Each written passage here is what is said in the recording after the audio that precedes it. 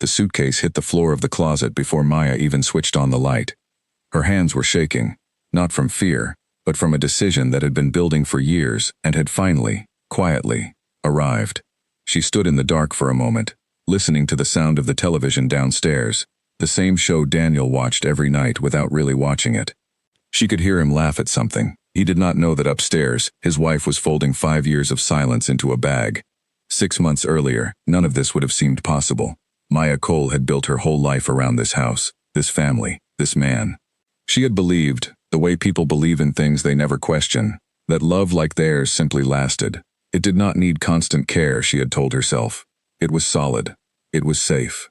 She had been wrong. The morning that changed everything had started like any other. The alarm went off at 5:40, and Maya was awake before it finished ringing. She slipped out of bed carefully so she would not wake Daniel, and went down the hallway to check on Ben, their 6-year-old son, who was still curled up under his blanket, one foot sticking out from beneath it like always. By 6:15, Maya had made breakfast, packed Ben's lunch, laid out his clothes, and started a pot of coffee. She moved through the kitchen with practiced ease, the same rhythm she had followed for years, so smooth that she barely noticed she was doing it anymore. This was simply her life. Wake up. Prepare everyone else's day. Begin her own only after everyone else's was already in motion. Daniel came downstairs at 6:45, already dressed for work, already looking at his phone. He murmured something that might have been good morning, poured himself a coffee, and sat down at the table without looking up. Ben has his school play rehearsal today, Maya said, setting a plate in front of him. Can you pick him up at 4? I have a meeting. I have a call at 4, Daniel said, still scrolling. Can you move your meeting? Maya paused, the pan still in her hand. She had asked him 3 days in a row, and 3 days in a row something had come up on his end that made his need more important than hers. She did not argue. She never really argued anymore. She simply nodded and said she would figure something out, the same way she always did. It was a small moment. If someone had been watching from outside, they might not have noticed anything unusual about it at all. But Maya noticed. She had been noticing small moments like this for years, each one so minor on its own that it seemed foolish to be upset about it. Yet together they had become something heavier than she could carry. She remembered the early years differently. When they had first married, Daniel used to leave notes in her lunch bag. He used to call her in the middle of the day just to hear her voice. He used to notice when she changed her hair, when she was tired, when something was wrong before she even said a word. That man still existed somewhere, she was sure of it, but he had become harder and harder to find underneath the version of him that came home late, ate dinner while checking his phone, and fell asleep in front of the television more nights than not. Maya had tried to talk to him about it before. Gentle conversations at first, then more direct ones. Daniel always responded the same way. He would apologize, promise to do better, maybe even follow through for a week or two.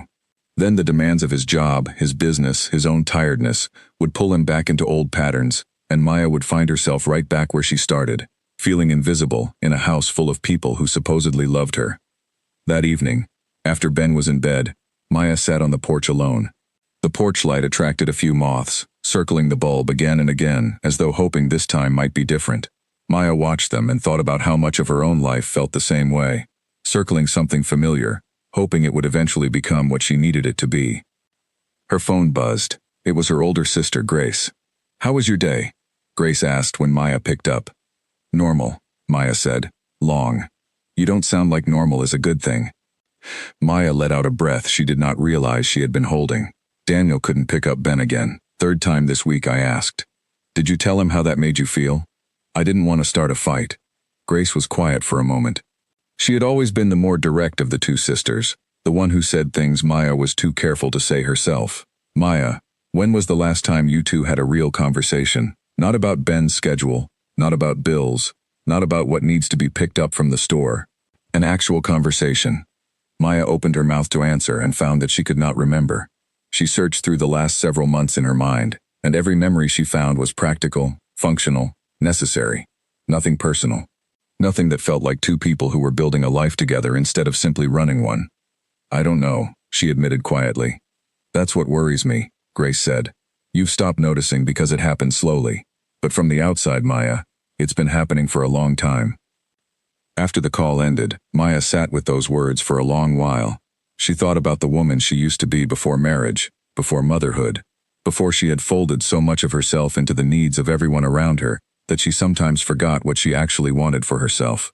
She thought about the dreams she used to have, small and large, that had quietly been set aside for later, a later that never seemed to come. She was not angry, not yet. She was something closer to tired, a deep, bone-level tiredness that came not from lack of sleep, but from years of being the only one who seemed to notice when something needed fixing. Inside the house, she could hear Daniel's laugh through the window, watching something on his phone, completely unaware that his wife was sitting outside in the dark, quietly beginning to ask herself questions she had avoided for years. Questions like, what happens to a marriage when only one person is still trying? Questions like, how long can someone hold up a house before the walls stop noticing she's the one holding them? The next few weeks did not bring any dramatic arguments or confrontations. On the surface, everything continued exactly as it had before. Daniel went to work. Maya managed the house, worked her part-time job, cared for Ben, and kept the household running with the same quiet efficiency she always had. But something inside her had shifted, even if she could not yet name it. She began noticing things she used to overlook. The way Daniel thanked the waiter at dinner but never thanked her for the meal she made every single night. The way he remembered his business partner's birthday but had forgotten her own just 2 months earlier, only realizing his mistake when Grace mentioned it in passing. The way he could describe in detail the layout of his office, but could not tell you what color Ben's new bedroom walls were, even though Maya had painted them herself the week before. None of these things were terrible on their own. That was the trouble. If Daniel had done something cruel, something obviously wrong, Maya might have known exactly how to respond. But this was different. This was the slow erosion of being seen, one small omission at a time, until she looked in the mirror one evening and realized she barely recognized the tired, quiet woman looking back at her. One night, after another day of small disappointments, Maya lay awake beside Daniel, who was already asleep, breathing evenly, completely at peace. She looked at him in the dim light coming through the curtains and felt something she had never expected to feel toward him. Not hatred, not even anger really, just a quiet, aching sadness for both of them, for the two people they used to be, and the distance that now sat quietly between them in the dark. She thought about waking him, about finally saying everything she had been holding back for months. But she also knew, with a certainty that surprised her, that talking had not worked before, not really. Daniel heard her words, but he did not seem to hear what was underneath them. He apologized, but nothing changed. She wondered, for the first time, whether some things could not be fixed with conversation alone. Whether some patterns were too deep, too comfortable, too convenient for the person on the other side to actually break. She did not make any decisions that night. She simply lay there, staring at the ceiling, feeling the weight of a question she had never let herself ask before. What if she stopped waiting for him to notice? The thought frightened her, not because it felt wrong, but because it felt, for the first time in a long while, like it might actually be true. Somewhere in the quiet of that bedroom, something in Maya had already begun to change, even if the rest of her had not caught up yet. The following morning, she went about her routine as usual, but she found herself watching Daniel more closely than before. She watched how easily he moved through his own life, unbothered, unaware, while she carried the invisible weight of noticing everything he missed. She watched him kiss Ben goodbye at the door, quick and automatic, already thinking about the drive to work. She watched him wave to her without quite looking at her, the way someone waves to a person they see every day and therefore stop truly seeing at all. At her part-time job that afternoon, a coworker asked her, almost in passing, how things were at home. Maya smiled and said everything was fine, the answer she always gave. The answer that had become so automatic she barely had to think before saying it. But on the drive home, stuck at a red light, she found herself repeating the question to herself. How were things at home, really? She thought of the early years again, unable to stop herself. She remembered a rainy afternoon when Daniel had shown up at her old office with an umbrella and 2 cups of coffee, just because he wanted to see her for 10 minutes in the middle of a busy day. She remembered how he used to ask about her dreams, her real dreams, not just what needed to be done that week. She wondered when exactly he had stopped asking, and whether he even remembered that he used to. That night, as she stood at the kitchen sink washing the last of the dinner dishes, Daniel walked past her without a word, phone in hand, already halfway into another conversation with someone from work. Maya watched the water run over her hands and felt, for the first time, not sadness, but something quieter and more dangerous. A kind of clarity. She was tired of being the only one keeping score of things that mattered. She was tired of being the only one trying. She did not know yet what she would do with that clarity. She only knew that something inside her, some old, impatient part of her, had finally stopped waiting.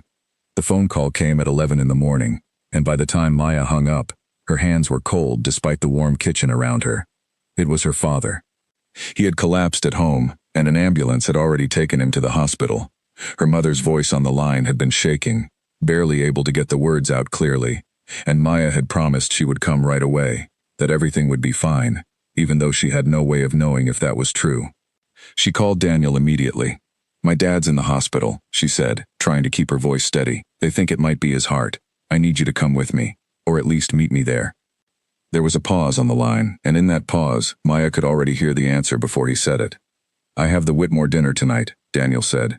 "It's the biggest deal we've been working on all year. Peter and I have been preparing for weeks. Can your mom handle it until I finish? I'll come as soon as I can." Maya stood very still in the kitchen, the phone pressed against her ear, and for a moment she said nothing at all. "Maya, are you there?" "I'm here," she said quietly. "I really am sorry about your dad.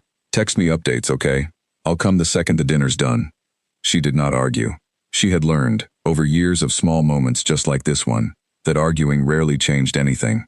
She simply said okay, and hung up, and drove to the hospital alone, her hands tight on the steering wheel, her mind racing between fear for her father and something else, something that felt like the final piece of a wall finally cracking. The hospital was cold and bright, full of quiet urgency. Maya sat beside her mother in the waiting room for 3 hours before a doctor finally came to tell them that her father had suffered a mild heart attack, that he would need to stay for observation, but that he was expected to recover. Relief flooded through her so strongly that she had to sit down again, her legs suddenly unsteady. Her mother reached for her hand. "Where's Daniel?" Maya hesitated. "He had a work dinner, an important one." Her mother did not say anything, but Maya saw something pass across her face, something that looked like disappointment, though whether it was directed at Daniel or at Maya for accepting his excuse so easily, Maya could not tell. Daniel arrived at nearly 10 that night, still in his suit from the dinner, smelling faintly of the restaurant, his phone still in his hand. He hugged Maya briefly, asked a few questions about her father's condition, and then, almost immediately, started talking about how well the dinner had gone, how close they were to closing the deal, how proud Peter was of how he had handled the client. Maya listened, saying nothing, watching him talk with an energy he had not shown toward her or her family all day. It was as though he had walked into the wrong room, still carrying the excitement of an entirely different evening, unable to see that the woman sitting across from him had spent the last several hours terrified she might lose her father. "You should have been here," she finally said, her voice quiet but clear. Daniel blinked, caught off guard. "I came as soon as I could. Maya, this deal is huge for us. You know how much we've put into it." "I know," she said. "I always know. That's the problem." "What does that mean?" She looked at him for a long moment, searching his face for some sign that he understood what she was trying to say, some flicker of recognition. She found nothing but confusion, genuine and unaware, the confusion of a man who truly did not see what he had done wrong. "Nothing," she said finally, too tired to explain it again, too tired to watch him nod along to an explanation he would forget by morning. "Let's just go home." The drive home was silent. Daniel filled the silence for the first few minutes with more details about the deal, then seemed to notice, almost as an afterthought, that Maya was not responding. He glanced at her once or twice but said nothing else, and Maya stared out the window at the passing streetlights, feeling something settle inside her that felt disturbingly like peace. Not the peace of resolution, but the peace of finally understanding something she had been refusing to accept. 2 days later, Maya sat across from Grace at a small cafe near her sister's apartment, turning her coffee cup slowly in her hands without drinking from it. "He didn't come," she said. "My dad was in the hospital, and he chose a dinner." Grace's expression darkened. "Maya, that's not a small thing anymore." "I know. Do you? Because you've been telling me for months that things are fine, that he's just busy, that it's a phase. This isn't a phase. This is who he's decided to be, and you keep making room for it." Maya opened her mouth to defend him, the way she always did, the automatic response of years of habit. But this time, the words did not come. She sat there, silent, staring down at her coffee, and Grace reached across the table and took her hand. "You don't have to figure everything out today," Grace said, gentler now.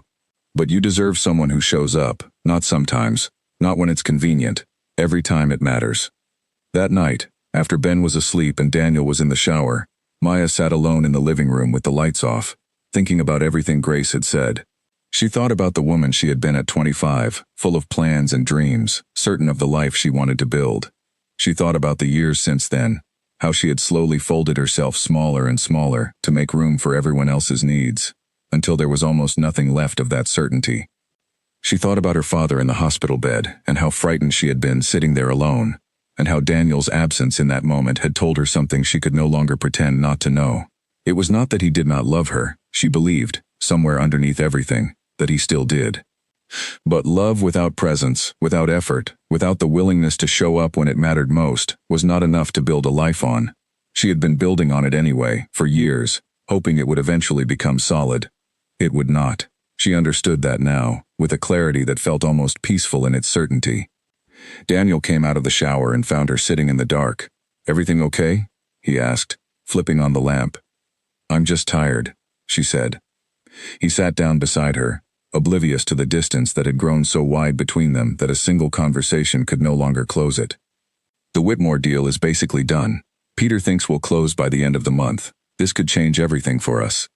Maya looked at him, this man she had loved for so long, still speaking with excitement about a business deal, while she sat beside him carrying a decision he had no idea was forming inside her.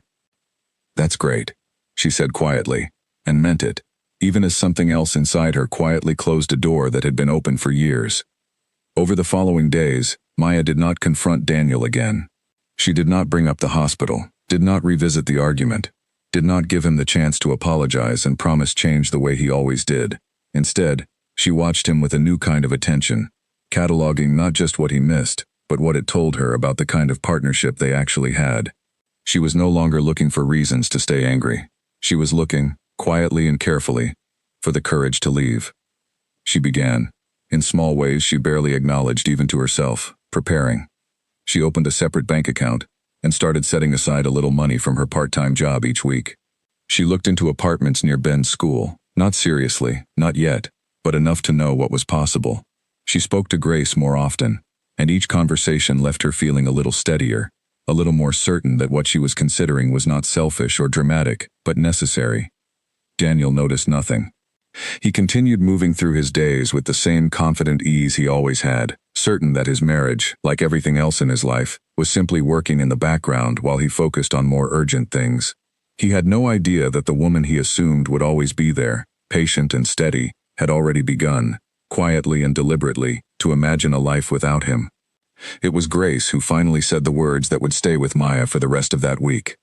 They were sitting in Grace's car outside Maya's house, the engine idling, both of them reluctant to end the conversation. "You don't need his permission to want more," Grace said. "You don't need him to understand before you decide what you deserve." Maya nodded slowly, watching the porch light of her own house glowing faintly in the evening dark, the house that held her marriage, her son, her entire life as she had known it. She thought about walking back inside, about resuming the familiar rhythm of dinner and dishes, and quiet evenings beside a man who barely looked up from his phone. She thought, too, about the version of herself waiting somewhere beyond that door, the one Grace's words had begun to wake up. "I think I already have," she said quietly, more to herself than to her sister, and stepped out of the car into the cool evening air, walking toward a house that, without either of them fully realizing it yet, she had already begun to leave. Inside, the television was on, the same low hum of noise that filled most of her evenings now. Daniel was on the sofa, tie loosened, a plate balanced on his knee, laughing at something on the screen. He glanced up when she came in. "You were gone a while. Everything good with Grace?" "Everything's fine," Maya said, and the ease with which the lie came to her surprised her a little. She had spent so many years being honest with him about small things, about the details of her day, that lying, even about something as minor as a conversation, felt strange in her mouth. But she had also learned, slowly and painfully, that honesty had stopped being met with real attention a long time ago. She went to check on Ben, who was sleeping soundly, one arm thrown over his stuffed rabbit, a small drawing of their family taped crookedly above his bed. Maya stood in the doorway for a long moment, looking at the crayon figures, 3 people holding hands under a yellow sun.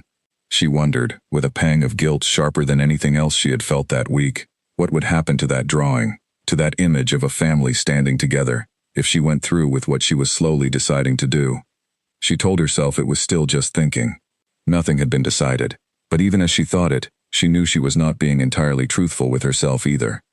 The following weekend, Daniel took Ben to the park while Maya stayed behind, telling them she needed the time to catch up on things around the house. In truth, she used the hours alone to sit at the kitchen table with a notebook, writing out, for the first time, exactly what her life looked like from the outside. She wrote down the small things and the large things, the missed hospital visit, the forgotten birthday, the years of conversations that had turned into logistics instead of connection. She wrote until her hand ached, and when she finally stopped, she looked at the pages in front of her and felt something she had not expected to feel. Not sadness, relief. Seeing it written down, in her own handwriting, made it real in a way that thinking about it privately never had. It was no longer a vague, shapeless unhappiness she could not quite explain to herself. It was a pattern, clear and undeniable, stretching back years, and patterns, she understood now, did not change simply because someone hoped they would. She closed the notebook and hid it in the drawer beneath her folded scarves, a small, private confession waiting to be acted upon. When Daniel and Ben returned that afternoon, laughing about something that had happened at the park, Maya watched them from the kitchen window, her son's small hand wrapped around his father's larger one. Daniel really was a good father, in his own way, present in the moments that were easy, the fun ones, the ones that did not ask much of him beyond showing up with energy and enthusiasm. It was the harder moments, the ones that required sacrifice, patience, or inconvenience, where he consistently fell short, and Maya had spent years quietly absorbing the difference so that Ben would never notice the gap. She was tired of being the one who absorbed everything. That evening, after Ben was in bed, Daniel came into the kitchen and wrapped his arms around her from behind while she stood at the counter, a gesture that once would have made her lean back into him without thinking. Now she simply stood still, aware of the distance between them even as his arms circled her. "You've been quiet lately," he said. "Is something wrong?" For a moment, Maya considered telling him everything. The notebook, the hospital, the years of small disappointments that had built into something she no longer knew how to carry. But she thought of every previous conversation like this one, every apology that had led nowhere, every promise that had lasted only until the next deadline at work replaced it, and she found she no longer had the energy to try again. "I'm just tired," she said, the same answer she had given so many times before. And this time, as always, Daniel accepted it without question, kissed the top of her head, and went to find his phone, leaving Maya standing alone in the kitchen, with a silence that had stopped feeling accidental and had started feeling instead like a choice. The letter took 4 attempts before Maya got the words right. She sat at the kitchen table long after midnight, the house silent except for the occasional creak of settling wood, a cup of tea going cold beside her. Daniel was upstairs, asleep, unaware that his wife was downstairs writing the words that would end their marriage as he knew it. She had torn up 3 earlier drafts, each one either too angry or too apologetic, neither of which felt honest. What she wanted was something calm, something true, something that would not give him room to argue his way out of what she had decided. She finally settled on a short letter, only half a page, and read it over twice before folding it and placing it on the kitchen counter where she knew he would see it first thing in the morning. "Daniel, I have thought about this for a long time, longer than you probably realize. I am taking Ben and staying with Grace for a while. This is not something I am doing to punish you or to make a point. It is something I am doing because I have realized I cannot keep waiting for you to notice what our marriage has become. I love you, but I no longer believe love alone is enough to fix what has grown between us. I need space to think, and I think you need space to understand what has actually been happening. We will talk when we are both ready. Please do not follow me tonight, Maya." She read it a third time, checking each word, making sure it said exactly what she meant and nothing more. Then she went upstairs, moving as quietly as she could, and began to pack. It was strange, she thought, how ordinary the process felt. She folded clothes the way she always did, chose which shoes to bring, packed Ben's favorite toys and enough clothing for a week, all with the same practical efficiency she brought to everything else in her life.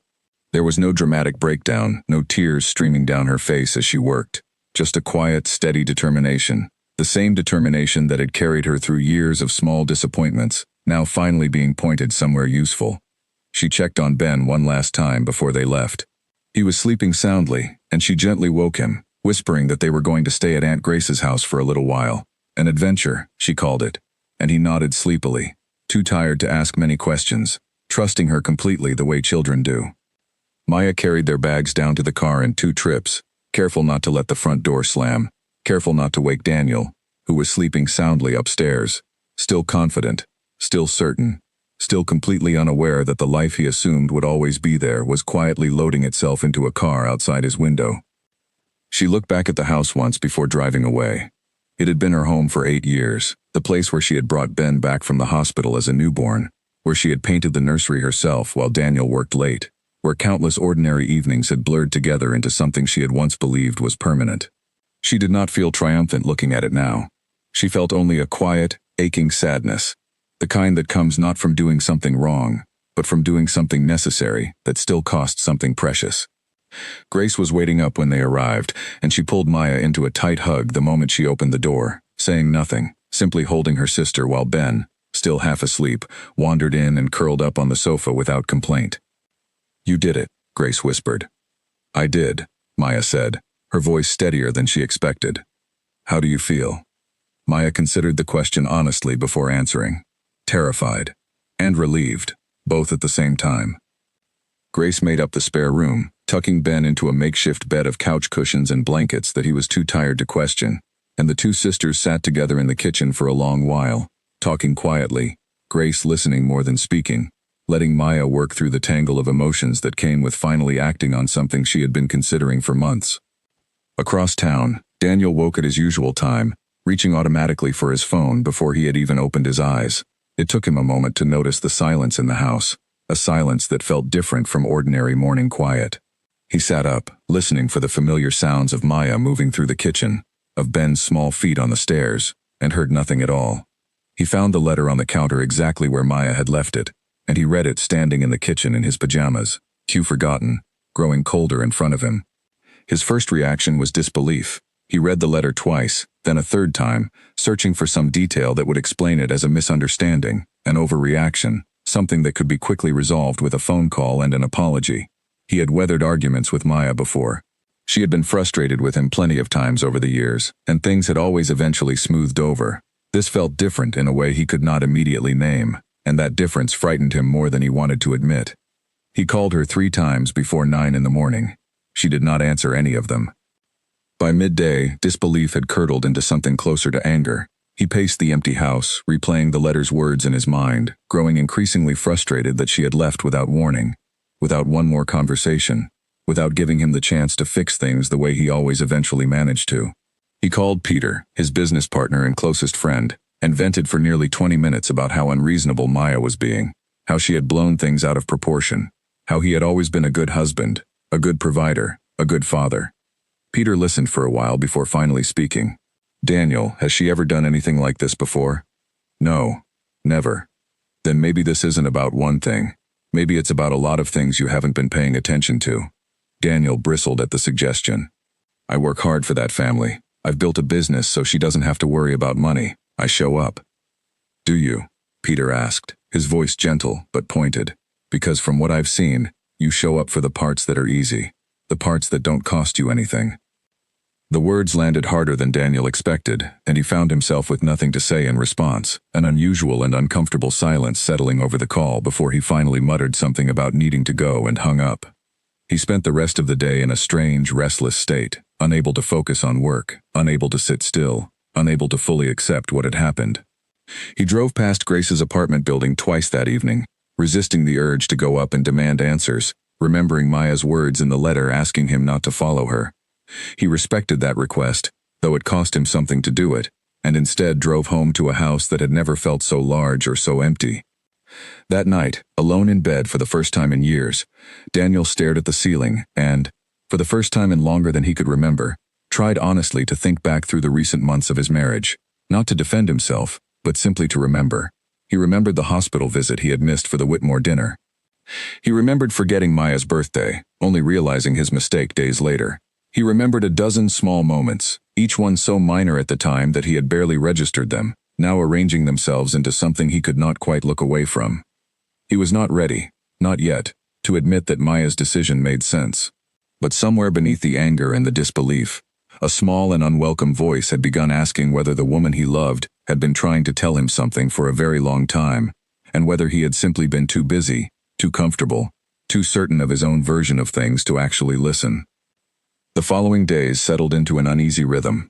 Maya stayed at Grace's apartment, adjusting Ben to a temporary school routine, taking extra shifts at her part-time job to keep herself busy, and slowly, carefully, beginning to breathe in a way she had not realized she had stopped doing. The absence of constant small disappointments, the absence of waiting for someone who was not coming, created an unexpected lightness in her days, even as grief for the life she had left behind moved through her in waves. Daniel, meanwhile, texted her daily short messages at first, asking how Ben was doing, whether she needed anything, careful and restrained in a way that was unlike him. Maya responded briefly but consistently, keeping the door open just enough to maintain civility, without inviting the deeper conversation she was not yet ready to have. One evening, nearly 2 weeks after she had left, Maya sat with Grace on the small balcony of her apartment, watching the evening traffic move below. "He keeps texting," Maya said. "Careful little questions, nothing like him at all." "Do you think he's actually changing, or just performing what he thinks change looks like?" Grace asked. Maya considered the question for a long moment. "I don't know yet. I think that's what I'm waiting to find out. And if he doesn't change?" Maya looked out over the city lights, thinking of the years behind her, the version of herself who had waited so patiently, so quietly, for a shift that never fully came. "Then at least I'll know I gave him every real chance, and I'll know I finally chose myself instead." Grace reached over and squeezed her sister's hand, and the two of them sat together in comfortable silence, while across town, in a house that had grown unbearably quiet, Daniel sat alone at the kitchen table, staring at his phone, trying to find the words for a message he had rewritten a dozen times, and still could not bring himself to send, uncertain, for the first time in his adult life, whether the thing he wanted most was still something he was allowed to want. He thought about the years they had built together, the ordinary Tuesday evenings, the quiet mornings, the small rituals of a shared life he had never once imagined could end. He thought about Ben's laugh, about Maya's hand in his during their wedding, about all the ways he had assumed, without ever examining the assumption closely, that this particular kind of happiness was simply permanent, requiring nothing further from him beyond showing up and being present in the moments that were easy. He understood now, sitting alone in the silence of a house that no longer held his family, that he had been wrong. Whether he could fix what his own carelessness had broken remained an open question, one that would take more than a single apology, more than a single grand gesture, to answer. But for the first time, he found himself genuinely willing to try, not because he feared losing the comfort of his old life, but because, slowly and painfully, he had begun to understand exactly what he stood to lose, and exactly how much of the fault for that loss belonged to him alone. At work, Peter noticed the change almost immediately. Daniel arrived early, stayed later than necessary, and threw himself into the Whitmore deal, with an intensity that seemed less like ambition and more like avoidance. Peter recognized the pattern for what it was, a man burying discomfort under busyness, and after a week of watching his friend push himself harder than usual, he finally pulled him aside. "You need to stop hiding in the office," Peter said bluntly. "I'm not hiding.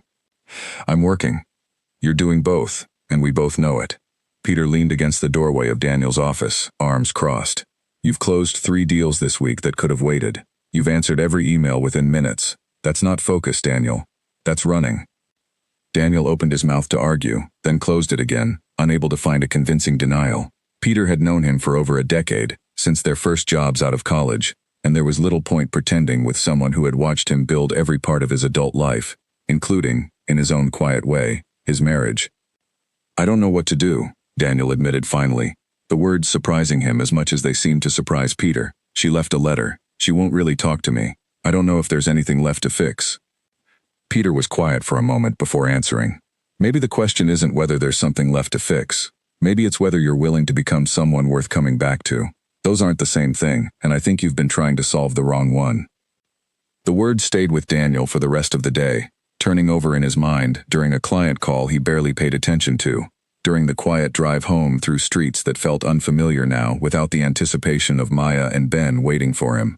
He found himself, for the first time in years, genuinely examining his own behavior instead of simply defending it, searching honestly for the places where he had failed, rather than the places where he could argue he had succeeded.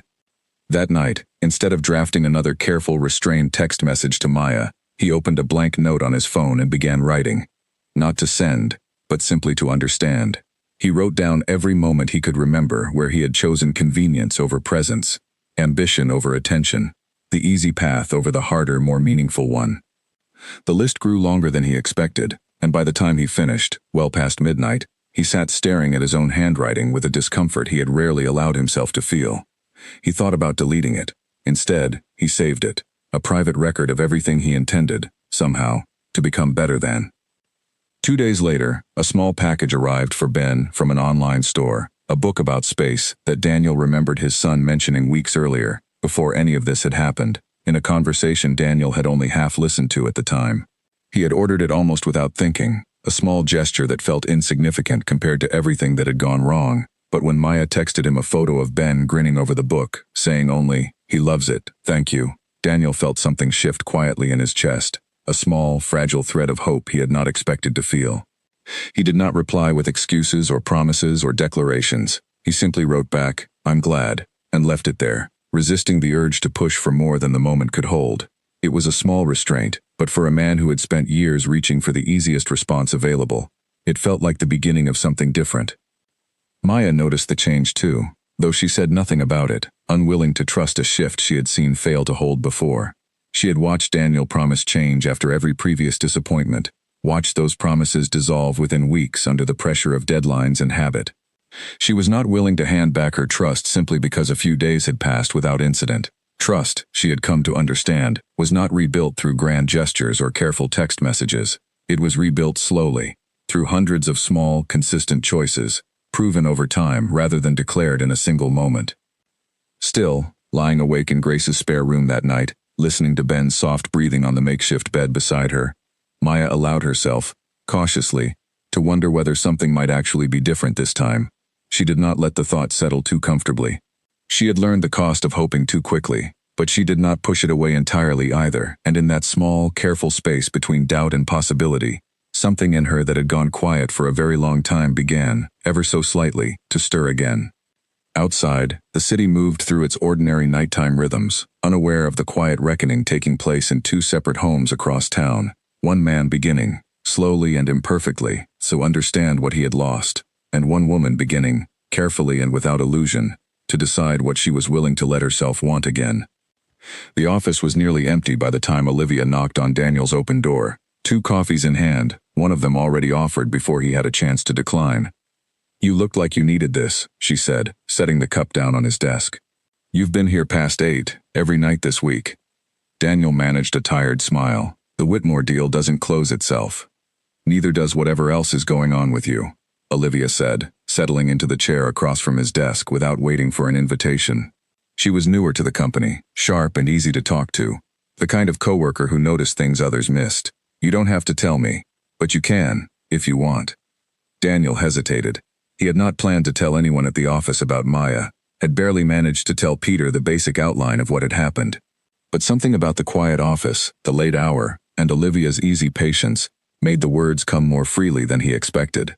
He told her, in careful, edited pieces, about the letter, about Maya staying with her sister, about the growing, uncomfortable understanding that his own carelessness had brought them to this point. Olivia listened without interrupting, and when he finished, she said simply, "That sounds really hard." It was such a small response, but it landed with unexpected weight. Maya, in the difficult conversations they'd had before everything fell apart, had often needed him to fix things, to promise change, to offer solutions. Olivia offered only presence, uncomplicated and undemanding, and Daniel found himself, in the weeks that followed, drawn back to that ease more often than he should have been. It started innocently enough, a coffee after a long meeting, a conversation that ran later than intended because it was easier to keep talking than to go home to an empty house. Daniel told himself, each time, that there was nothing wrong with it, that Olivia was simply a friend, a colleague, who understood the pressures of the job in a way Maya, from the outside, never fully could. But he also began, without quite admitting it to himself, arranging his schedule around the moments when their paths would naturally cross. Peter noticed before Daniel did. "You're spending a lot of time with Olivia," Peter said one afternoon, not quite a question. "She's easy to talk to," Daniel said, a little too quickly. Peter studied him for a moment. "Daniel, your wife just left you because she felt like you weren't paying attention to what mattered. Getting close to someone else while she's gone isn't going to fix that. It's going to prove her right." The words hit harder than Daniel expected, and he felt a flash of defensive anger rise in his chest before it settled, slowly, into something closer to shame. He had not meant for things with Olivia to become anything more than friendship, had told himself repeatedly that it was harmless, but Peter's observation forced him to see the pattern clearly for the first time. He was, once again, choosing the easier comfort over the harder work of facing what he had actually broken. That night, he did not go for coffee with Olivia. He went home instead, to the quiet house that had grown unbearably still since Maya and Ben had left, and sat alone at the kitchen table with the notebook he had started weeks earlier, adding a new entry to his private, uncomfortable record of everything he needed to change. Meanwhile, across town, Maya's life had begun, unexpectedly, to take on a shape of its own. A former colleague reached out with an opportunity, a full-time position at a growing company, offering not just better pay, but the kind of meaningful, engaging work Maya had quietly given up years earlier to accommodate the rhythms of her marriage. She hesitated at first, uncertain whether she had the time or the energy to take on something new while everything else in her life felt so uncertain. But Grace encouraged her to at least go to the interview, and something about the invitation, the simple act of someone recognizing her skills and potential, reminded Maya of a version of herself she had nearly forgotten. She got the job. Sitting in Grace's kitchen that evening, phone still in hand after the call confirming the offer, Maya felt a rush of emotion she had not expected. Pride, certainly, but also a kind of grief, mourning the years she had spent quietly setting aside her own ambitions in favor of a marriage that had not, in the end, made equal room for hers. "You should be so proud of yourself," Grace said, hugging her tightly. "I am," Maya admitted. "I just wish it hadn't taken all of this to remember I was allowed to want something for myself too." She texted Daniel the news that evening, a short, simple message: "I got the job. Starting next month." Daniel's reply came within minutes, warmer and more genuinely enthusiastic than she expected. "That's incredible, Maya. You deserve this. I'm really proud of you." She read the message twice, searching for the old irritation that usually accompanied his words, the sense that his support was distracted or automatic. She did not find it this time, and the absence of that irritation left her unexpectedly unsettled, uncertain what to do with a version of Daniel that seemed to be paying closer attention than he had in years. Over the following weeks, a new rhythm settled into both of their lives, separate but occasionally intersecting. Maya started her new job, throwing herself into the challenge with an energy she had not felt in a long time, discovering, day by day, how much of herself she had quietly set aside without fully realizing it. Ben adjusted to the new routine better than she expected, resilient in the way children often are, though he asked, more than once, when they would go back home, a question Maya did not yet have an answer for. Daniel, for his part, continued the quiet, private work of examining his own behavior, though the process was neither smooth nor quick. There were setbacks, a night when he worked late instead of responding to Ben's request for a video call, forgetting until it was too late that his son had specifically asked to talk to him, a moment of old habit resurfacing when he snapped at Maya over text, frustrated by her caution, before immediately regretting it and apologizing without being asked to. Maya noticed the setbacks too, and rather than dismissing them or excusing them the way she once might have, she allowed herself to sit with the discomfort they brought, using each one as a small test of whether the change she was witnessing was genuine or simply performance under pressure. "He apologized without me having to ask," she told Grace one evening, describing the incident over text. "He never used to do that. He used to wait until I brought it up, and even then, sometimes I had to explain exactly why it mattered before he understood." "That's something," Grace said carefully. "But it's still early. Watch what he does, not what he says." Maya nodded to herself, alone in her room that night, thinking about how many years she had spent believing his words over his actions, hoping that saying the right things would eventually translate into doing them. She was not willing to make that mistake again, not without real, sustained proof that something fundamental had actually shifted.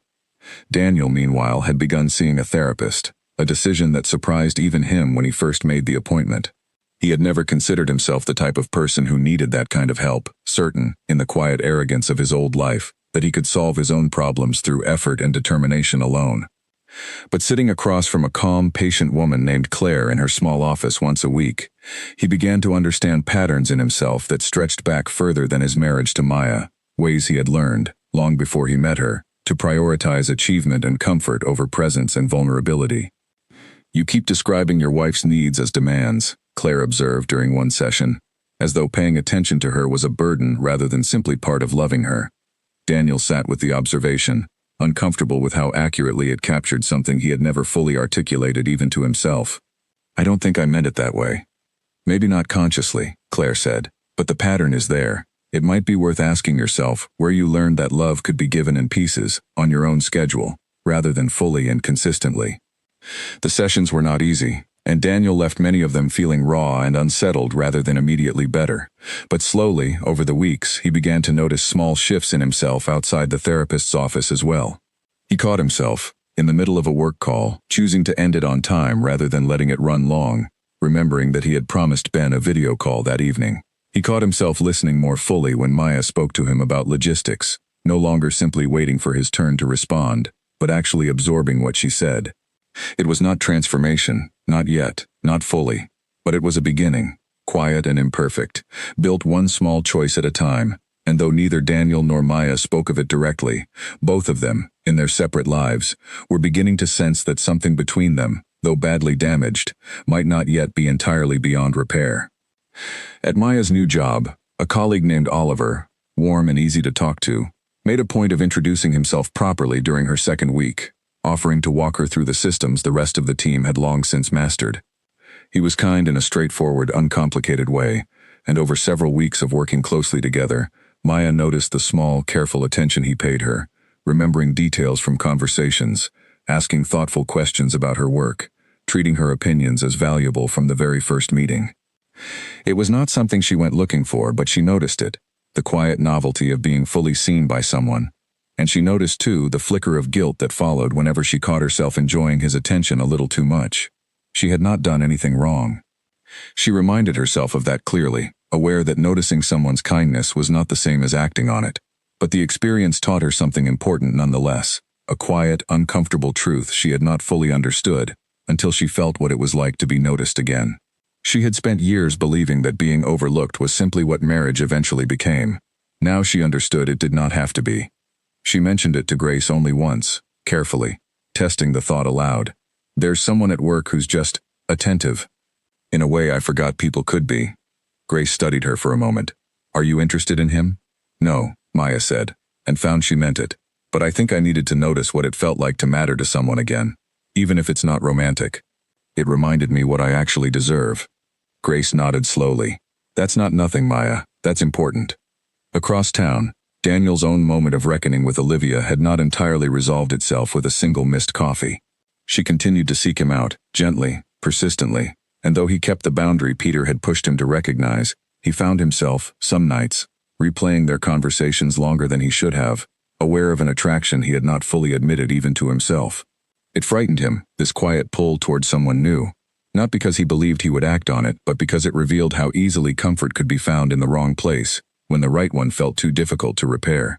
He brought it up with Claire during one session, hesitant and ashamed. There's a woman at work, nothing has happened, but I think about her more than I should. Claire did not react with judgment, only calm curiosity. What do you think she offers you that feels missing right now? Daniel considered the question honestly. Ease, I think. She doesn't need anything from me. Maya does, and I spent years resenting that need instead of meeting it. It's easier to be around someone who doesn't ask anything of me at all. And what does that tell you? Daniel sat with the discomfort of his own answer for a long moment. That I've been choosing ease over love, for a long time, longer than just these past few weeks. The realization did not fix anything immediately, but it clarified something important. Daniel began, deliberately, to create more distance from Olivia, not through any dramatic confrontation, but through small, consistent choices, declining the late coffees, keeping their conversations focused strictly on work, protecting a boundary he finally understood was not about restriction, but about honoring the two people, Maya and Ben, who actually deserved the fullest version of his attention. One Saturday, he picked Ben up for the whole day, something he arranged directly with Maya rather than waiting for her to offer, and spent the afternoon at the Science Museum without checking his phone once, fully present in a way that startled even him. Ben chattered happily about planets and dinosaurs, and Daniel found himself laughing freely, unhurried, aware of how rarely he had allowed himself this kind of uninterrupted time before everything fell apart. When he dropped Ben back at Grace's apartment that evening, Maya met them at the door, and for a brief moment, the three of them stood together in the doorway, an accidental echo of the family they used to be. Ben ran inside to show Grace a small dinosaur model Daniel had bought him, and Maya lingered a moment longer, studying Daniel's face. He had a really good day, she said. He hasn't stopped talking about it. I had a good day too, Daniel said simply, and meant it, and Maya, watching him say it without any of the old distraction in his eyes, felt something in her chest loosen just slightly. Not trust exactly, not yet, but the smallest, most cautious permission to imagine that trust might one day be possible again. Daniel stood outside Grace's apartment building for almost 10 minutes before he finally worked up the courage to go inside. It had been nearly 2 months since Maya left, 2 months of careful texts and shared logistics about Ben, of small, uneven progress that neither of them had fully named or trusted. Daniel had asked that morning whether they could talk properly, in person, without Ben present, and Maya had agreed, though her message had been brief, giving him no indication of what she was thinking or feeling. Grace answered the door and gave him a long, assessing look before stepping aside to let him in. "She's in the kitchen," she said, and then, quieter, almost a warning, "Don't waste this." Maya was sitting at the small kitchen table when he walked in, 2 cups of tea already poured, one for each of them, a small gesture that gave Daniel an unexpected flicker of hope. He sat down across from her, and for a moment, neither of them spoke, the silence heavy with everything that had happened since the night she left. "Thank you for coming," Maya said finally. "Thank you for asking me to." She wrapped her hands around her cup, not drinking from it, simply holding it. "I've been thinking a lot about what I want to say to you. I've had 2 months to think about it actually, so I hope you'll let me get through it." "Of course," Daniel said, and made himself sit still, resisting the old instinct to interrupt, to defend, to fix things before she had even finished explaining what was broken. Maya took a breath and began, "I need you to understand something, Daniel. This wasn't about one bad night at the hospital, or one missed pickup, or one forgotten birthday. If it were that simple, I think I could have found a way to move past it, the way I moved past all the other times before. This was about realizing that for years I had become the only person maintaining our marriage. I was the one noticing when things were wrong. I was the one bringing it up, explaining it, hoping you'd understand, watching you apologize and then slowly slide back into the exact same patterns a few weeks later. I don't think you were ever trying to hurt me. I think you just never had to try very hard, because I never stopped trying for both of us." Daniel felt the truth of her words settle into his chest, heavier than any accusation could have been, precisely because there was no exaggeration in them, nothing to argue against. "I know," he said quietly. "I've spent the last 2 months trying to understand exactly what you just said. I didn't want to see it before. It was easier not to." "Easier for you," Maya said, not unkindly but firmly. "Not for me." "No," Daniel agreed. "Not for you." Maya continued, her voice steady, though Daniel could see the effort it took to keep it that way. "When my dad was in the hospital, and you chose that dinner, something in me finally understood, something I think I'd known for a long time without admitting it. I could keep asking you to show up, keep explaining why it mattered, keep hoping you'd eventually get it without me having to spell it out every single time. Or I could accept that maybe you weren't going to change simply because I wanted you to, and I needed to decide what I was willing to accept for the rest of my life." "And what did you decide?" Daniel asked, his voice barely above a whisper. "That I wasn't willing to accept being invisible in my own marriage anymore. Whether or not that meant staying with you."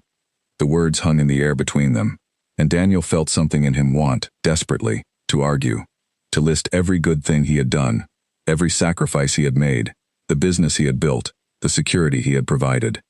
But he recognized, with a clarity that surprised him, that none of that addressed what Maya was actually saying.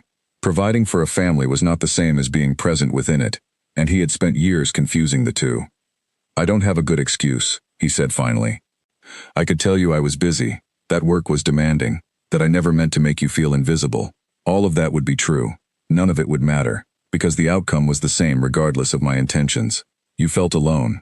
I let that happen, again and again, because it was more comfortable for me not to notice." Maya studied him carefully, searching his face the way she had done so many times before, looking for the flicker of impatience, of defensiveness, that usually accompanied these kinds of conversations. She did not find it this time, and the absence unsettled her almost as much as it moved her. "Peter told me something," Daniel continued. "Back when you first left, he said I'd been showing up for the parts of our life that were easy, and disappearing whenever things asked something harder of me. I've been sitting with that for 2 months, and I think it's the truest thing anyone's ever said about me." "What have you actually done differently?" Maya asked. "Not what you've thought about. What have you done?" Daniel had expected the question, had prepared for it, though saying the answer aloud still felt vulnerable in a way he was not used to. I started seeing a therapist.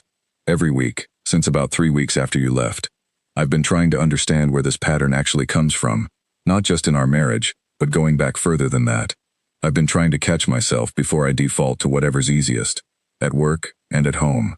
I ended things, or whatever they were becoming, with someone at the office I let myself get too close to, before anything happened that I couldn't take back. I told Peter about it because I needed someone to hold me accountable, not because it was easy to admit.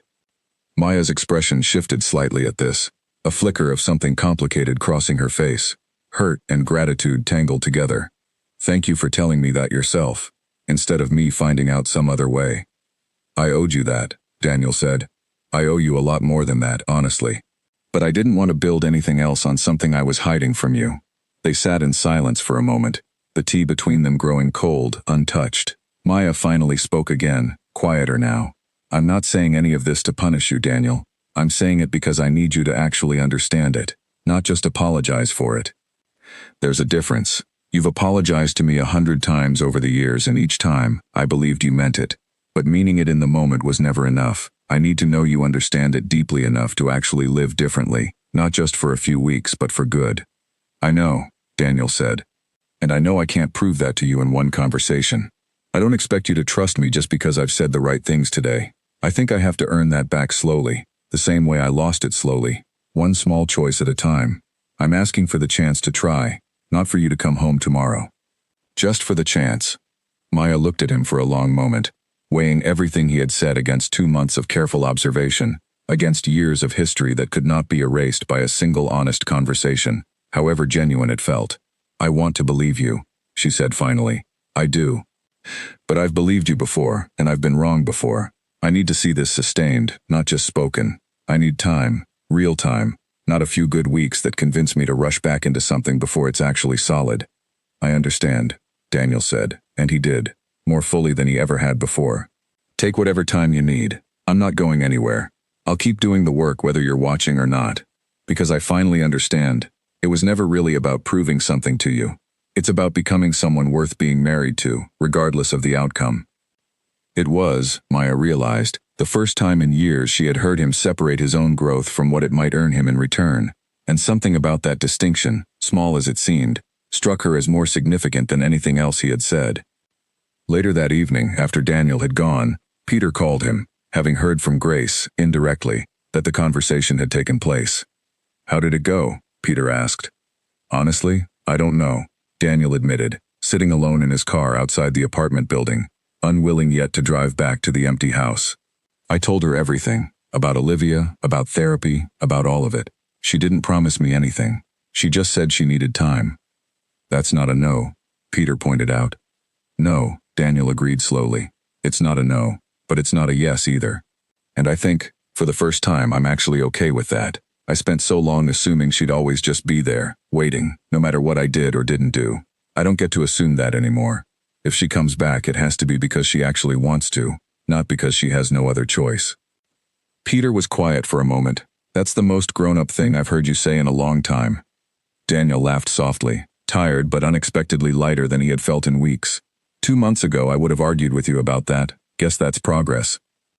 Inside the apartment, Maya sat with Grace on the small balcony once more, the city lights spread out below them, the evening air cool against her skin.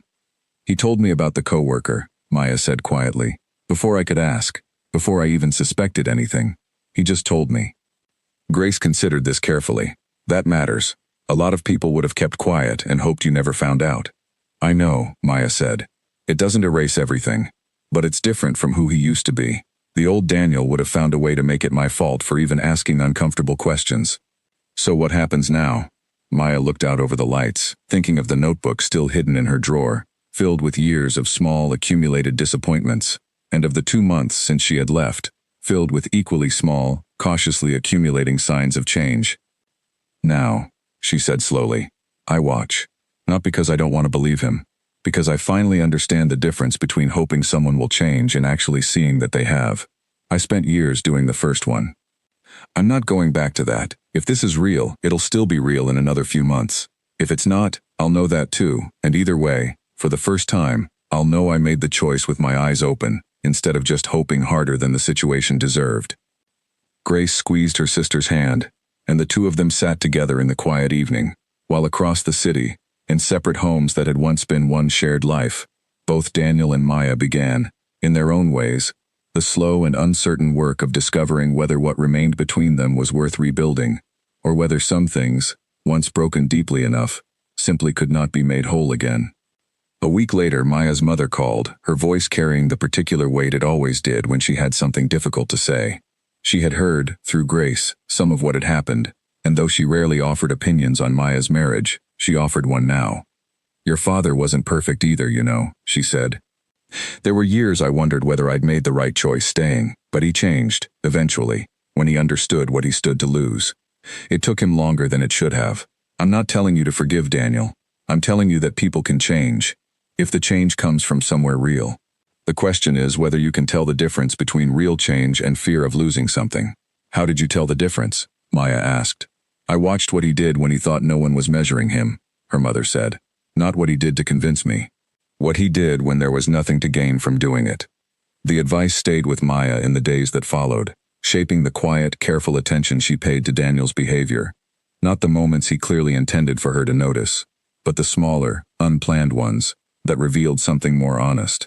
She noticed, through Ben's offhand comments after weekend visits, that Daniel had started cooking dinner instead of ordering takeout, that he had begun reading to Ben every night before bed even when no one was there to see it, that he had turned down a work trip that would have kept him away for Ben's school performance, not because Maya had asked him to, but simply because he no longer wanted to be the kind of father who missed things.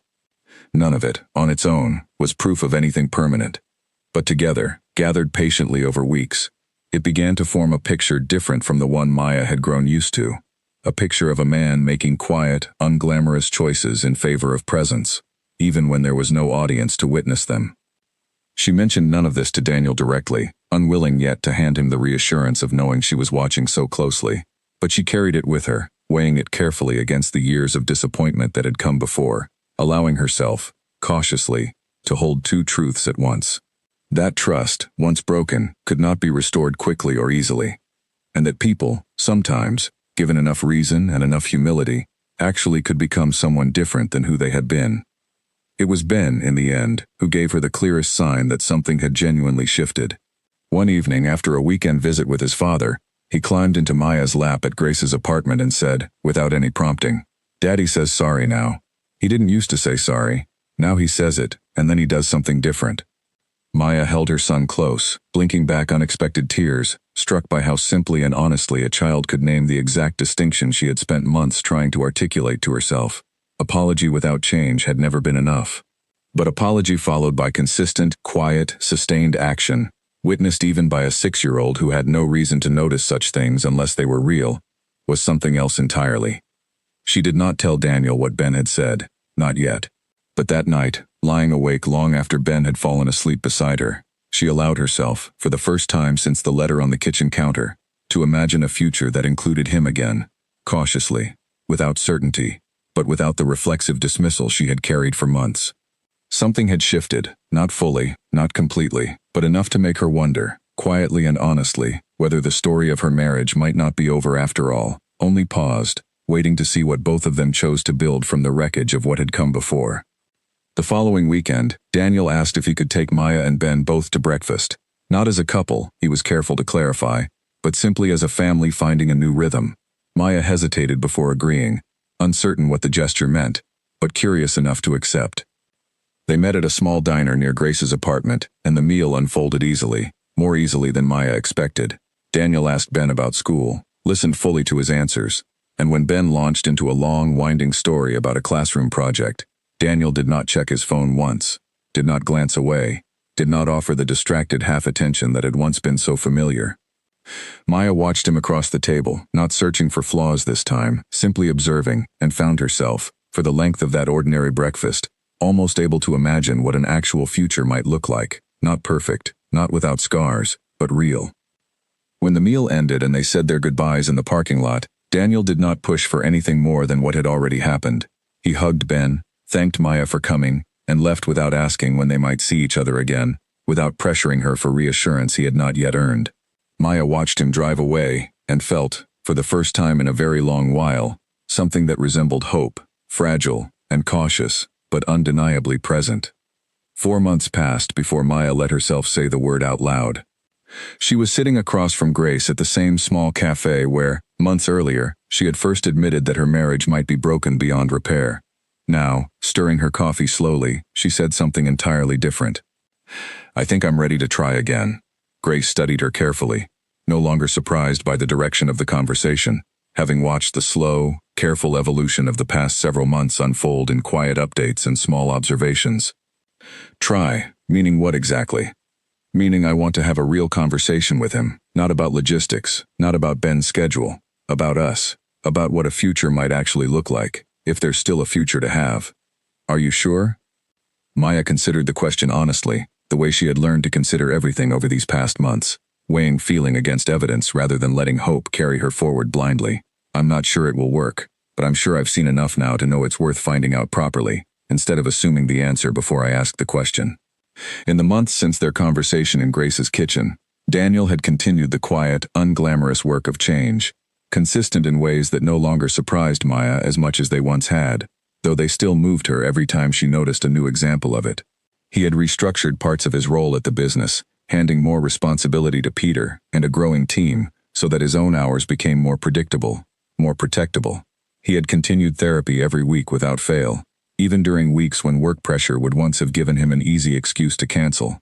He had built, patiently, a genuine friendship with Ben independent of Maya's involvement, showing up for school events, remembering small details, becoming the kind of present, attentive father he had always claimed to want to be, but had rarely managed consistently before. He had not pushed Maya for more than she was ready to give. He had not asked, repeatedly, when she might come home, had not treated her caution as an obstacle to overcome through persistence or persuasion. He had simply continued doing the work, visibly and consistently, allowing her the space to observe it on her own timeline rather than his. It was this restraint, more than anything else, that had slowly convinced Maya the change might be real. The old Daniel, she reflected, would have grown impatient by now, would have begun subtly pressuring her, reminding her how much time had passed, how much effort he had put in, implying that she owed him a resolution because he had done his part.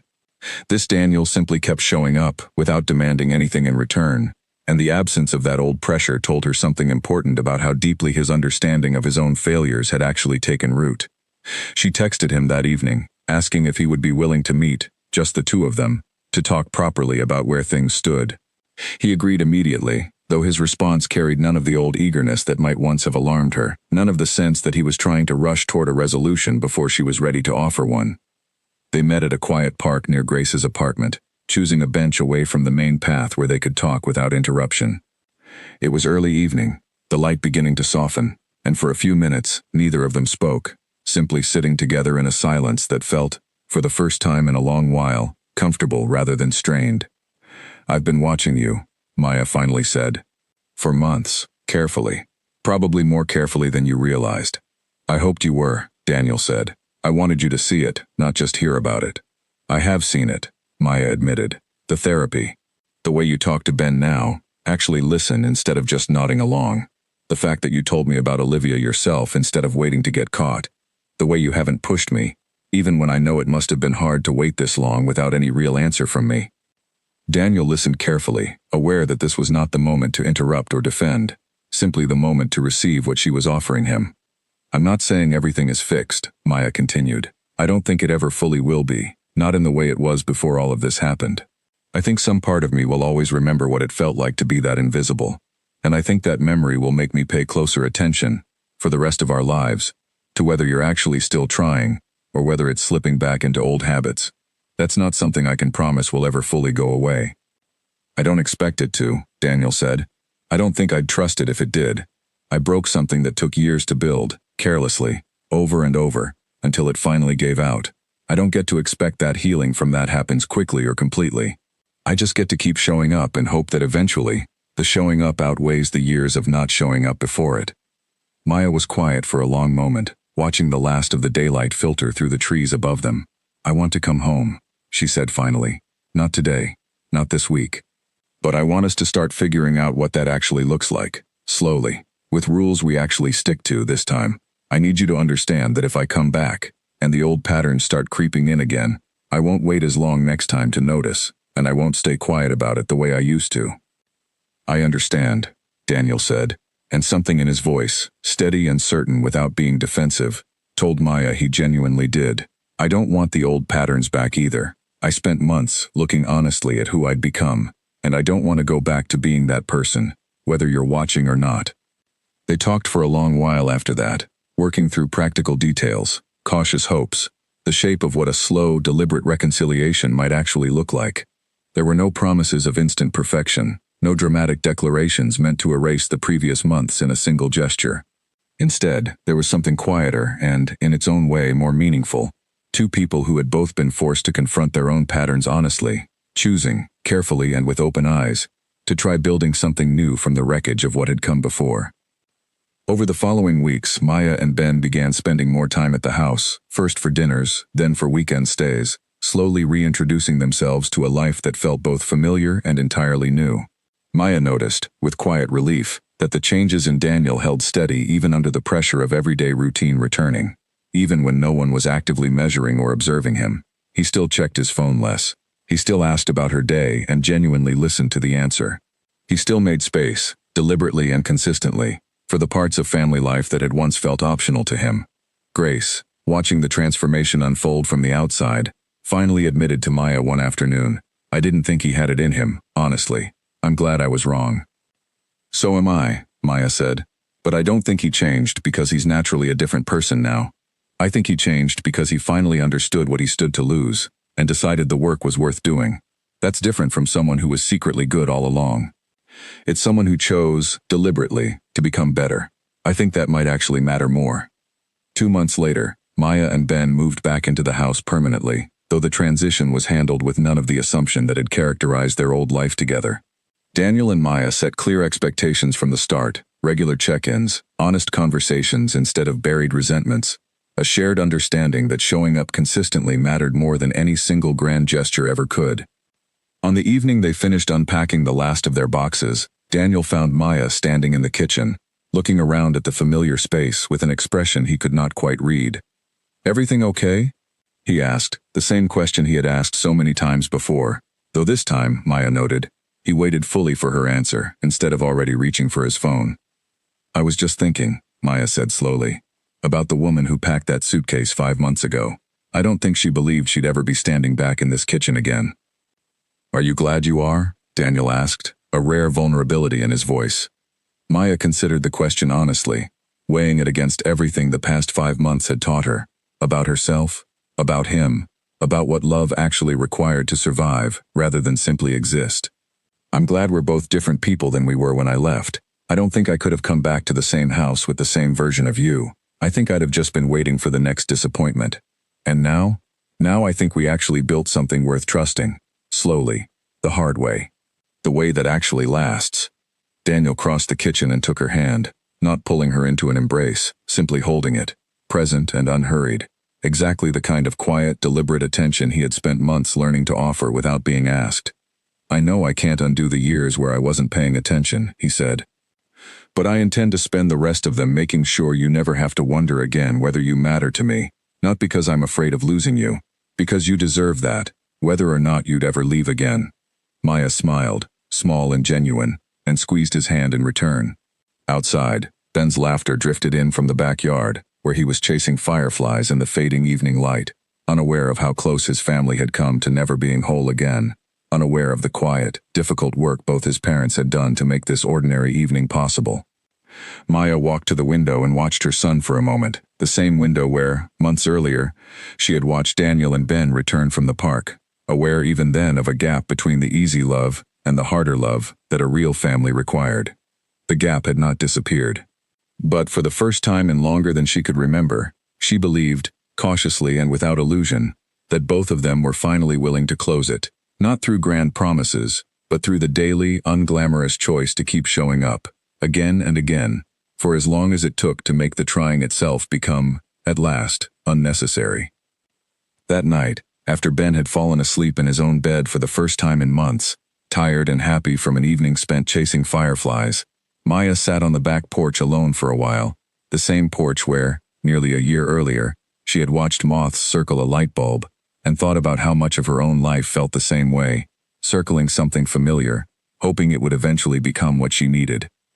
She thought about that woman now, the one who had sat here in quiet, uncertain sadness, unable to name exactly what was missing, only certain that something was. She was not that woman anymore. She understood now, with a clarity that felt hard-won rather than simply given, that recognizing her own worth had never required Daniel's permission, only her own willingness to stop waiting for someone else to notice it first. That lesson, she suspected, would stay with her regardless of what happened in the years ahead, a kind of quiet strength she would not have found any other way. Daniel joined her on the porch a little while later, 2 cups of tea in hand, and sat beside her without saying anything at first, simply present in the way he had learned, slowly and deliberately, to be. After a while he spoke. "I used to sit out here alone, after you left," he said. "Every night for the first few weeks. I kept thinking if I just waited long enough, things would somehow go back to normal on their own. It took me longer than it should have to understand that nothing was going to fix itself. I had to actually become someone different." "I know," Maya said. "I could see it, eventually. That's the only reason I let myself believe it might be real." They sat together in comfortable silence for a while, the evening settling fully into night around them, before Daniel spoke again, quieter this time. "Do you ever worry we'll slip back? Into the old patterns, I mean. Some ordinary Tuesday, years from now, when everything feels settled and easy again." Maya considered the question honestly, the way she had learned to consider everything now, without rushing toward reassurance simply because it was comfortable to offer. "I think it's possible, if we ever stop paying attention. I think that's probably true of most marriages, actually. The couples who last aren't the ones who never struggle. They're the ones who keep noticing when they start to drift, and choose, again and again, to come back toward each other, instead of letting the distance grow unnoticed the way we did." "Then I'll keep noticing," Daniel said, "even on the ordinary Tuesdays. Especially on the ordinary Tuesdays, probably, since those are the ones that add up before anyone realizes what's happening." Maya smiled at that, resting her head briefly against his shoulder, a small, simple gesture that would have meant nothing extraordinary a year earlier, and now felt like its own quiet kind of miracle. "That's all I ever really wanted," she said. "Not perfection. Just someone who kept noticing." In the weeks that followed, life settled into a new, steadier rhythm, one built not on the assumptions that had quietly undone their marriage the first time, but on the deliberate habits both of them had learned, at real cost, to practice. Daniel continued therapy, no longer out of crisis but simply because he had come to value the ongoing work of understanding himself more clearly. Maya continued at her new job, no longer treating her own ambitions as something to be quietly folded away for the sake of convenience. Ben grew, as children do, mostly unaware of how close his family had come to permanent separation, carrying forward only the steady, ordinary security of 2 parents who showed up, consistently, for the parts of his life that mattered most. Grace remained close, a constant presence in their lives, though the late-night phone calls filled with worry gradually gave way to lighter, easier conversations, the kind exchanged between people who trusted that things, for now at least, were genuinely well.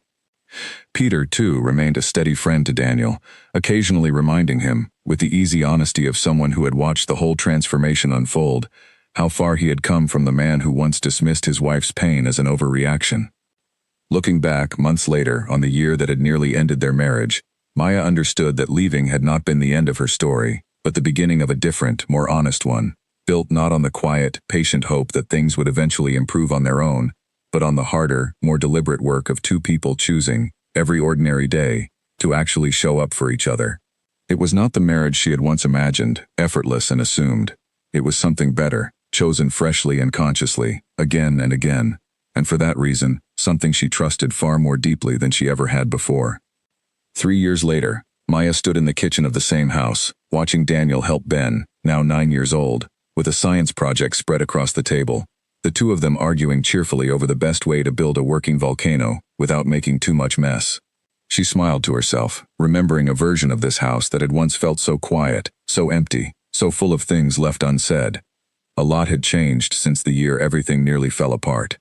Daniel had left his old business partnership structure behind entirely, choosing instead to build a smaller, steadier company with Peter, one that gave him predictable hours and left little room for the kind of consuming ambition that had once swallowed his attention whole.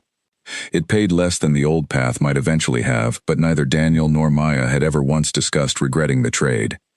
Maya's career had grown steadily in the years since her return, And she now led a small team at the company that had first given her the chance to remember who she was outside of her marriage. She often thought back to that period of her life, the months at Grace's apartment, the careful, patient watching, the slow rebuilding of trust one small, honest moment at a time, and she felt no bitterness about it anymore, only a quiet gratitude for the version of herself it had forced her to become. They had faced hard moments since then, of course. No marriage, however deliberately rebuilt, existed without friction.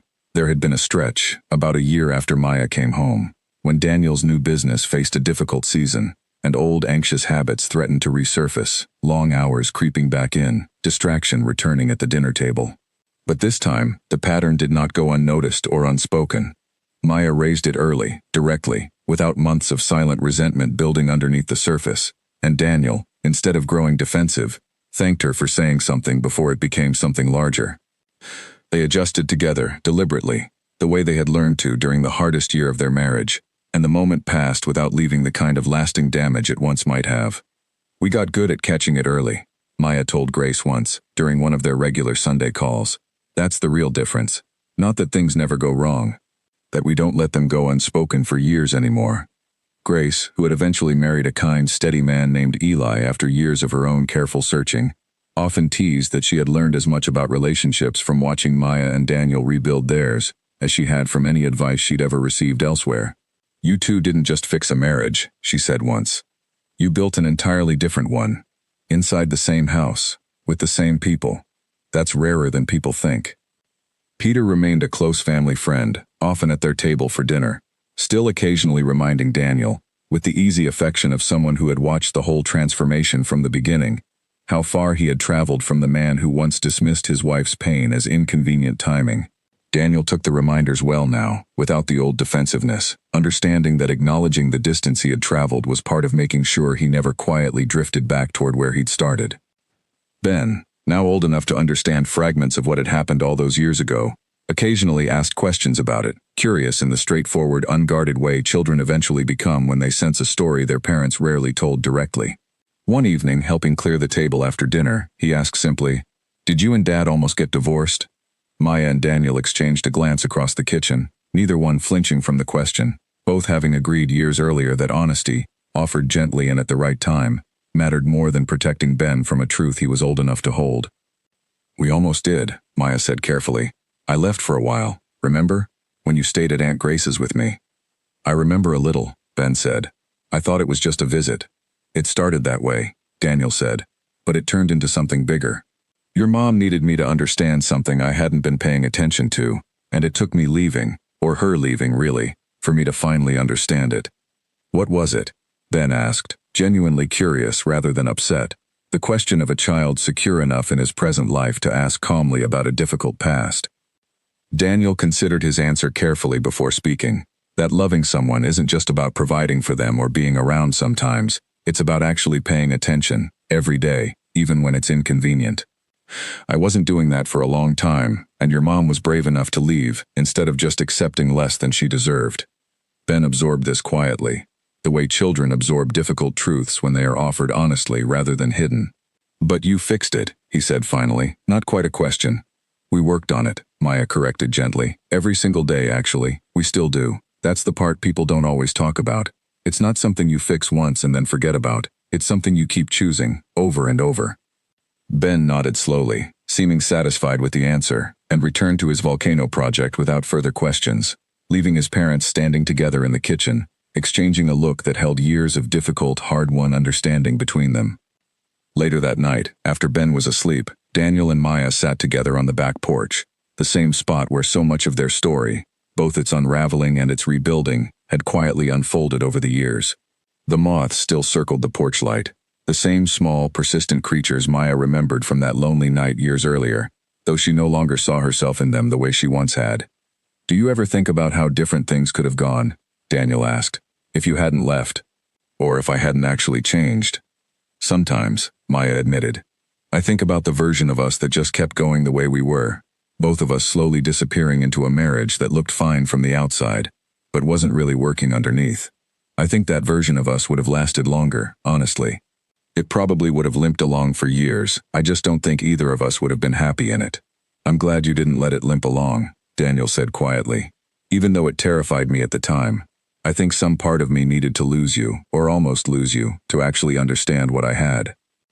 Maya reached for his hand, the gesture familiar now in a way it hadn't been for a long time before she left, no longer automatic out of habit, but chosen, deliberately, the way most things between them were now.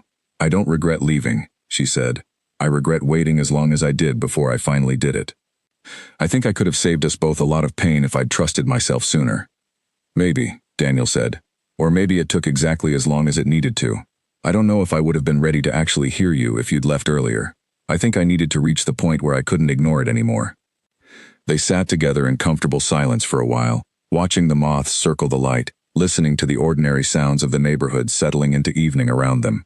It was not a dramatic moment, not the kind of scene that announced itself as significant. It was simply two people, together, present with each other in the quiet, unremarkable way that had once been so rare between them, and had since become the steady foundation of everything they had rebuilt. I love you, Daniel said simply, the words carrying none of the old distraction that had once made them feel automatic and hollow. Not the easy parts of you, all of you, even the parts that ask something hard of me. Maya smiled, resting her head against his shoulder, feeling, after everything, a peace she had once believed she might never find again. I love you too, she said, the version of you now, the one who actually shows up. Above them, the porch light continued its quiet work, drawing moths that circled and circled, seeking something they could not quite name. But below it, on that ordinary evening, two people who had once nearly lost everything sat together in a hard-won stillness, no longer circling, no longer waiting, having finally, after everything, found their way toward something solid enough to hold. A few weeks later, on a quiet Sunday afternoon, Maya found the old notebook again, the one she had hidden beneath her folded scarves years earlier, filled with pages of small, accumulated disappointments, written in a hand she barely recognized as her own anymore. She sat on the edge of the bed and read through it slowly, page by page, remembering the woman who had written it, exhausted and unseen, searching for the courage to finally act on what she already knew. She did not feel sadness reading it now, only a kind of distant tenderness for that version of herself, the one who had not yet found her voice, who had spent years hoping quietly, instead of speaking clearly. She thought about keeping the notebook, as a reminder, or throwing it away, as a way of closing a chapter she no longer needed to revisit. In the end, she chose neither. She placed it carefully in a drawer in Ben's old baby book box, alongside other artifacts of the hardest and most important year of her life. Not hidden, not forgotten, simply kept. The way people keep the maps of journeys they never want to take again, but are glad, ultimately, to have survived. Downstairs, she could hear Daniel and Ben laughing over something in the kitchen, the easy, unhurried sound of an ordinary afternoon in a house that had, against every fear she once carried, become steady again. She closed the drawer, wiped her eyes, and went down to join them, no longer the woman circling a porch light in the dark, searching for something she could not name. She had found it, not perfectly, not without scars, but fully, and on her own terms, in a life she had chosen deliberately rather than simply accepted, built by two people who had both, in their own difficult ways, learned exactly what it meant to finally show up for each other, one ordinary day at a time, for as long as it took, and for as long as it would ever take again.